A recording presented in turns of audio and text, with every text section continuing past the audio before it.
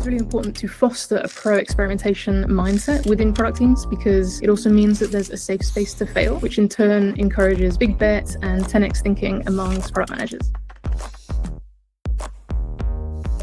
Hi, I'm Sapphire Samiullah. I'm the lead product manager at Student Beans, which is under the parent company of Pion. Pion is a verification technology provider. We're predominantly known for Student Beans, which enables students to get discounts. We are very pro-experimentation. I would say we work in what's called an empowered product team, which means we have the remit and autonomy to set our own goals within different engineering squads. We are allowed to test and iterate upon different ideas, but also innovate and make big bets. The reason we use FENR is because it enables us to do server-side testing on our mobile apps. We also prefer testing server-side on web because it actually has a slightly less impact on SEO key metrics that we keep an eye on. We're looking forward to migrating towards the one platform from FENR because we also understand that it will provide a few extra metrics for us. For example, the one platform will allow us to see session-level data and user-level conversion data. So we have a few principles that we try to follow in terms of experimentation at Pion. Principle number one is to always ensure you have a really solid hypothesis. We work really carefully with our data team to make sure we have a robust hypothesis, and which helps us ensure that we have clearly defined success criteria and can interpret results correctly. This is actually really important, especially when working on the app, because we might have competing priorities across different business strategic goals. Different teams might be working towards slightly different metrics. We need to make sure that they ladder up to the correct kind of North Star to make the right business impact. I would say principle number two is make sure you allow a test to reach statistical significance before interpreting results from it. So in other words, no peaking. We need to define the length of time that the test should be run, considering things like sample size, confidence levels, and expected uplift. It's really important to let that test run and reach significance before you interpret results. Principle number three from us is actually you don't need to test everything. It's quite easy to get bogged down in testing really small product changes, but sometimes user research and product experience can actually help inform if something needs to be tested or not. For example, you might have something that's just going to add delight to the user journey that you know from feedback might be positive, and you don't necessarily always have to test it. Equally, if you're bogging down your teams and testing really small incremental changes, that's not necessarily going to enable innovation. It's really important to foster a pro-experimentation mindset within product teams because it also means that there's a safe space to fail, which in turn encourages big bets and 10x thinking amongst product managers.